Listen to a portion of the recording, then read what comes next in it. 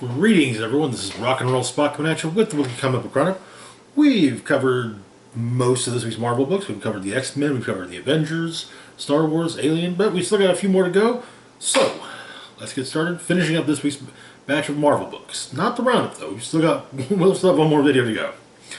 Starting, but so yeah, what's left is basically this week's Spider-Man books and kind of the miscellaneous Marvel books too. Start kicking things off, we've got Symbiote SpiderMan Crossroads, number 2. Where we left off, Spider-Man and Black Cat, back during the Black Costume Saga, foiled a museum theft by a wizard named Moondark, who was stealing one of the Norn stones for Carnella, Queen of the Norns. Well, they took down Moondark fairly easily, but Carnella showed up, basically opened a portal and threw Spidey into it. However, before the portal closed, Spidey shot a web line out and grabbed the Norn Stone and took it with him. Took it into the portal with him. Where did that portal take our friendly neighborhood Spider-Man? The Crossroads dimension. Though Spider-Man is not the only superheroic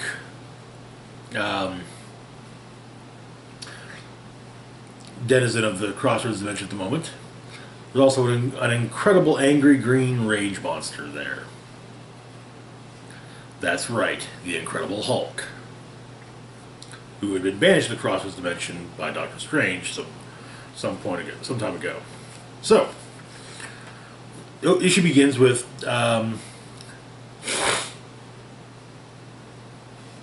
Black Cat pounding on Doctor Strange's door and telling him what happened. I have to admit, I kind of like the way Peter David's writing Black Cat here. But yeah, in the Crossroads dimension, Spidey's fighting the Hulk and also trying to figure out the stone. He gets smacked by the Hulk, and the stone slips into. Ends up slipping into the black costume. He basically venoms out a little, and empowered by Nornstone, Black Suit Spidey's able to, keep up with the Hulk. But at the museum, Doctor Strange goes over everything that happened and realizes, okay, so it's Carnella, Queen of the Norns, not Carmella and the Nunstone. Black Cat says in her defense that it was loud. There was a lot going on, it was loud, and so she misheard.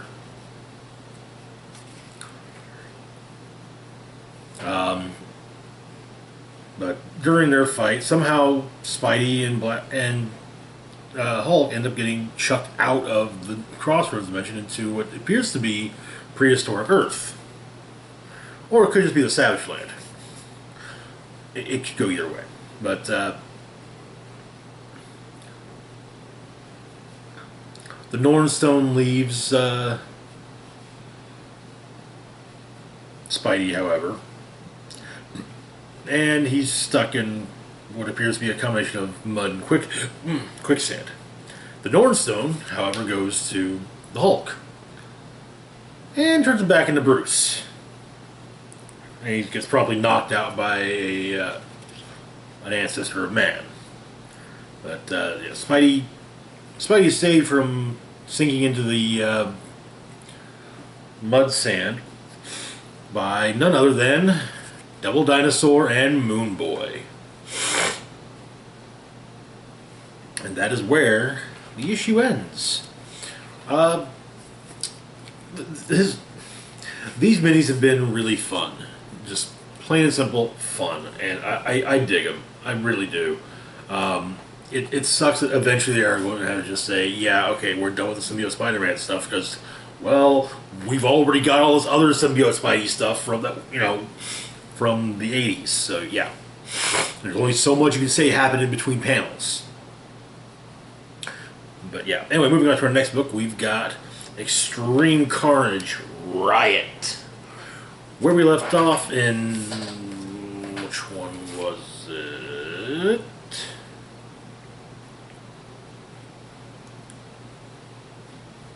Where we left off in Extreme Carnage Lasher, I believe it was? Yeah. Or Phage. No, Phage, not Lasher, Phage. Phage had mortally wounded Andy Benton, who was now without a symbiote, as she had used her own Hellfire powers to destroy the Scream symbiote.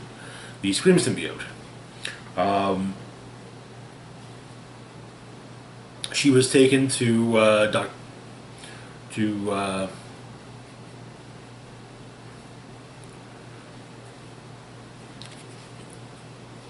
well, Scissor Alchemax. They were able to bond her with a new symbiote, created from the remains of the Scream symbiote and the anti-venom serum. It saved her life, and she became a new symbiote. Renamed itself Silence. So the issue begins. We find out that Flash's military buddy is got a job with the senator working security, and is keeping Flash in the loop. Something's up with the senator. They can't quite figure out what it is. Barely blinks, sometimes barely breathes, and when he looks at you, it's like being watched by a shark. Just waiting to take a bite out of you to see how you taste.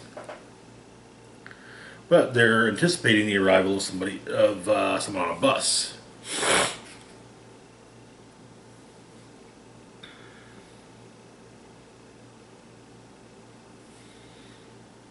But Flash and Andy enjoy their reunion and decide they have to go after Carnage. Apparently, but Flash has a plan. Take the fight to him.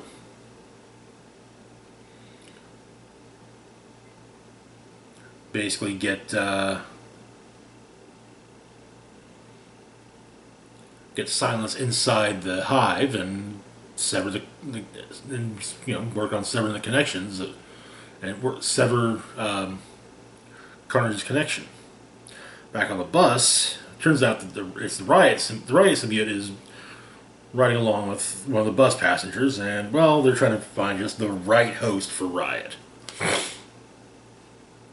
And so Riot slaughters its way through the bus, while Silence tries to contact the hive, but there's nothing. She can't connect. She can't connect to the hive. It's gone.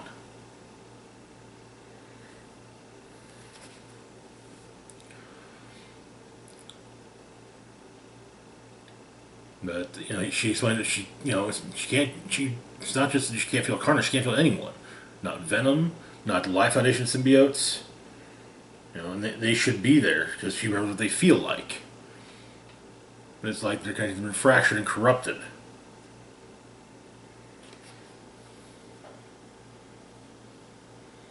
But eventually, Riot finds the post that fits just right. Not too big, not too small, just right. And Flash's military buddy meets him at the bus terminal. And the two go to see Senator Crane.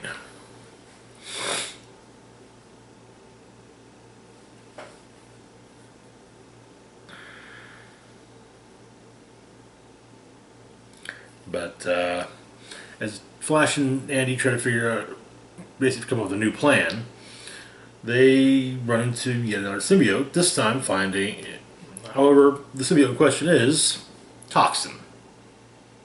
And that is where the issue ends. On the one hand, I'm not too fond of the fact that Extreme Carnage is being done in a series of one-shots, but the way the one-shots are working, it makes sense. I don't know, it just...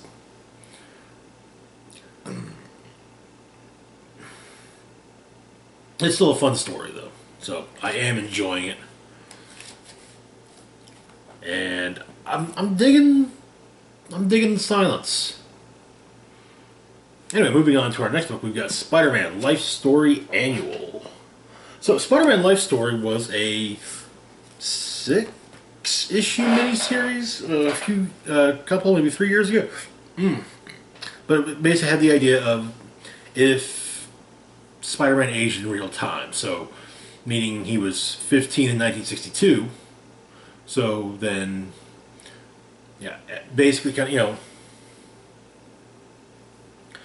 if an issue of a Spider-Man comic came out in 1963, it took place in 1963, 1975, 1975, 1982, 1982, so on and so forth. So you had Spider-Man aging over throughout this time. But it was really good, and it had some really neat takes on some of the familiar stories, and also some of the various familiar villains too. So the annual focuses on J. Jonah Jameson, talking about how he and how on 2 occasions he tried to get people hire people to take down Spidey, and well, they turned into monsters, and well, yeah. He has a meeting with George. He meets with George Stacy briefly, who says, when Scorpion breaks out of prison, but well, instead, Jameson is more mad they have apprehended Spider-Man, web menace that he is. About a year later, Stacy shows up at Jameson's home and arrests him after Matt Gargan has spilled his guts. So, he's in prison, talks to his son. Apparently, Spider-Man had recently saved him, too, and again, which of course makes Jameson mad as hell, but John Jameson hangs up on him and walks away. And inside Rikers, Jonah and Norman Osborn become closer, and Jameson starts working on his memoirs. And then he hears that Spider-Man's wife, Gwen Stacy, died.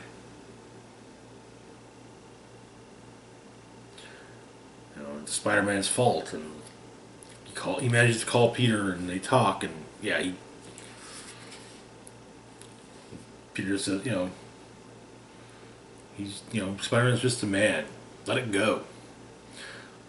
In the early 90s, he starts, a lot of the old Spider-Man villains are in therapy, including Norman Osborn and J. Jonah Jameson.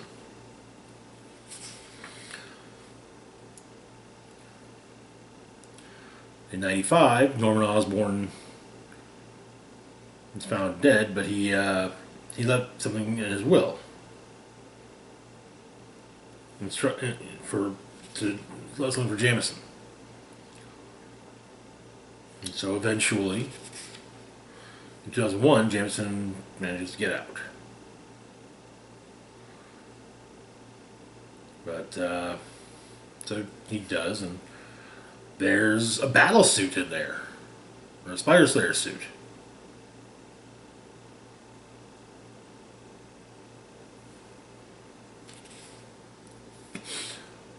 Which Jameson uses to take on the Scorpion.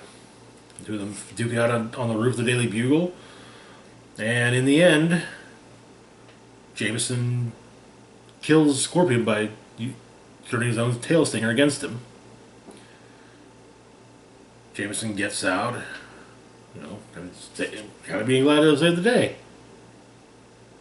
And then dies of a heart attack. Not a large turnout, but Jameson's funeral. Peter's there and off to the side. And Helen, the prison therapist, shows up as well. Also stays off to the side. And turns out Helen is actually the Gwen Stacy clone.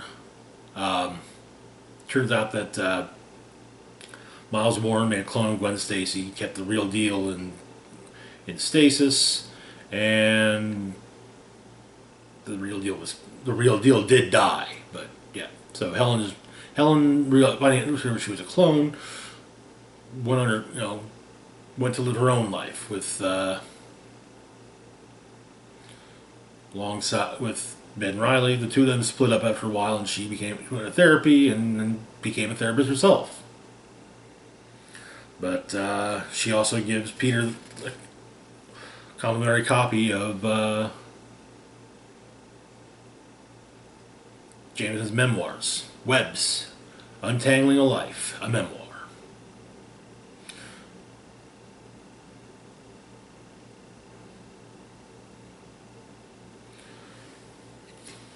That is what.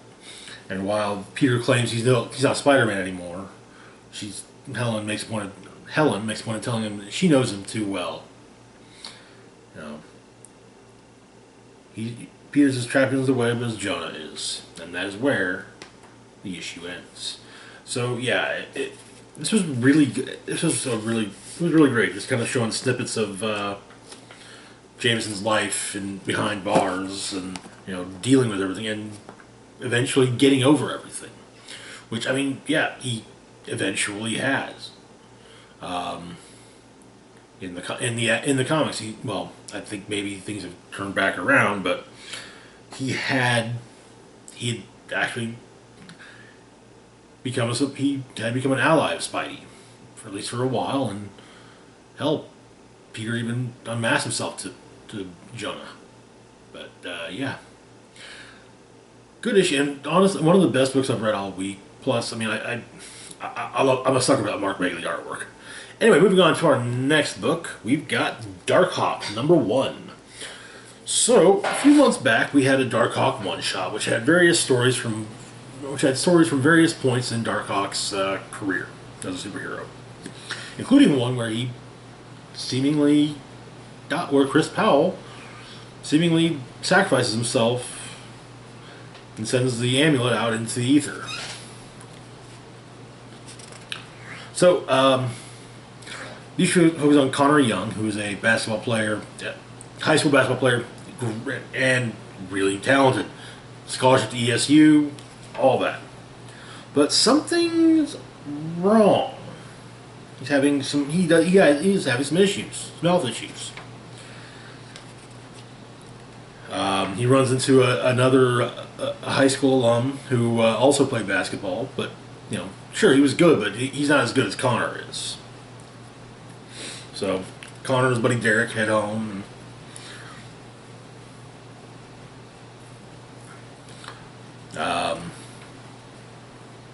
Later that day, Connor's going for a run, and again, he has one of those episodes, falls and smacks his face on the curb. Turns out, Connor's got MS. But his buddy Derek comes by to see him, and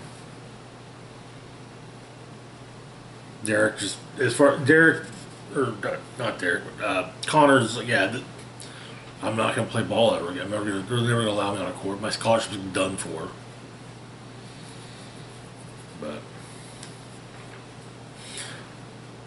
he's trying to get by, and he's back at the game. But everyone's kind of whispering about that he's sitting on the bench. But he eventually just leaves and tries to make one of the videos that he used to make for his dad to ask him about. When there's an explosion at out of the docks where Connor's walking. He begins at one of his episodes, but then the amulet touches the ground right behind him, and he grabs it and becomes the new Darkhawk. Saves some dock workers.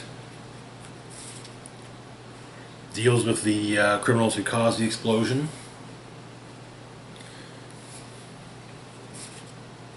Or at least defeats them and causes them to leave not go through with their score and drop their weapons.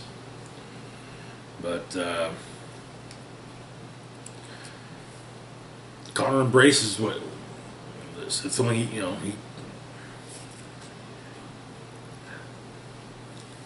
nearby. However, it turns out that high school alum is the ringleader of this group of criminals, and Connor's buddy Derek is part of his crew. And yeah, he's not happy that the job didn't get done, and they dropped their weapons. That is where the issue ends. It's a good start. I'm digging the new design, especially I like the energy wings. I guess energy wings are kind of thing I've always kind of dug. So yeah, be fun to read the rest of this mini. All right, moving on to our next book, our last Marvel book of the week. We've got Amazing Fantasy #2. Where we'd left off, World War II era Steve Rogers, teenage Peter Parker, and Red Room trainee Natasha Romanoff had all ended up in a strange fantasy world in different parts of it, not together.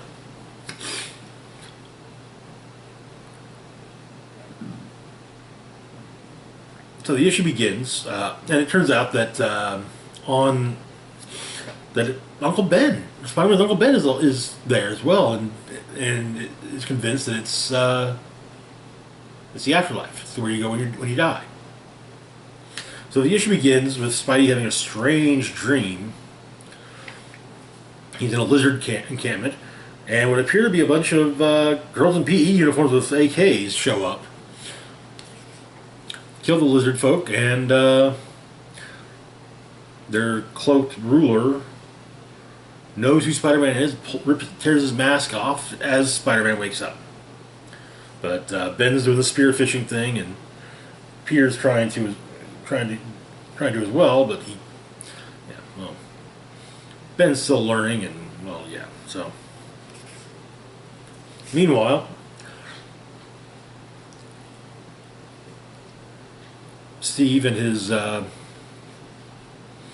Steve Rogers has made some friends, a woman named Madchen and her son, who has no name because boys in their village take no names. But it turns out that the boy was not supposed to be coming back to the encampment. And we get the whole thing up, and then with Natasha, well, she's been found by the young prince and is basically being offered up. She's going to help him. The idea being she'll help him bring peace to the land, and he, as her. The intention is that she helps him bring peace to the land as his queen. But no, she's not. No, not feeling the whole queen thing. Turns out that Madchen's father, who has a ton of daughters, struck a deal. Well, her ancestors struck a deal with the Orc King. That basically, to avoid being attacked by the orcs further, any boy children would be sent to the orcs as a sacrifice. Steve's not having that.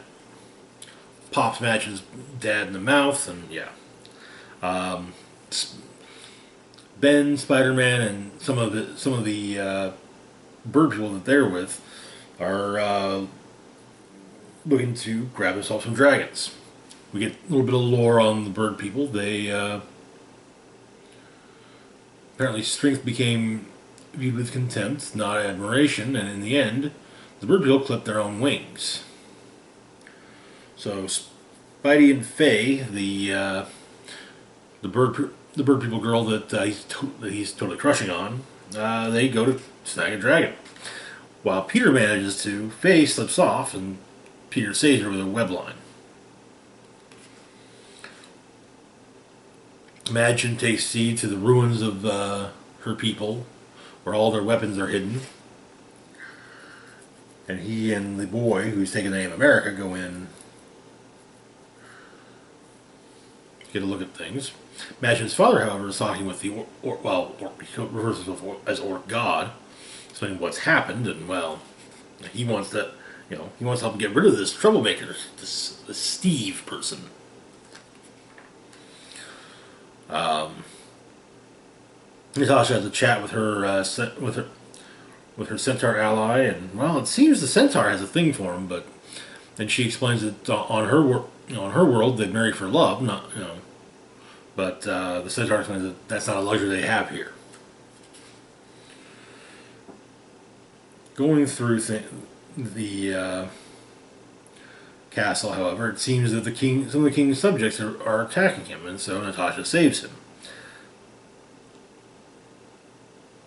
And he introduces himself, asks if they can start over. His name is Ren. And he simply asks if she'll help him save his world. And she says that she can try.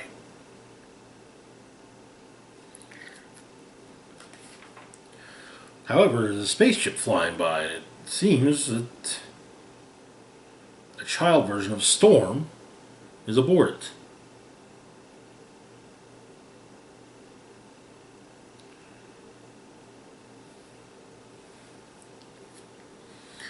And that is where the issue ends. This is just a really weird book. I love it. I'm here for it. Give me that weirdness.